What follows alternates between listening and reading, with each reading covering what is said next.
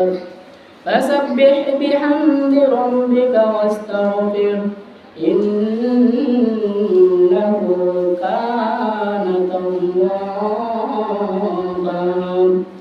আমার আল্লাহ পাক রব্বুল আলামিন পবিত্র কোরআনের মধ্যে ঘোষণা দিয়েছেন, হে দুনিয়ার মানুষ শুনে রাখো, আমার পক্ষ হতে যখন মানুষের উপর পুরস্কার যাবে, আমার পক্ষ হতে যখন মানুষের উপর সাহায্য চলে যাইবে,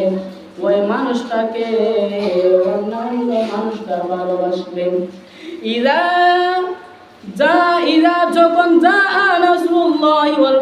যখন আল্লাহর পক্ষ থেকে সাহায্য আসবে, আল্লাহর পক্ষ থেকে যখন সাহায্য আসবে, ওই লোকটা আর সাধারণ মানুষ থাকে না, ওই লোকটাকে ভালো ভালো মানুষ তার অন্তরের মধ্যে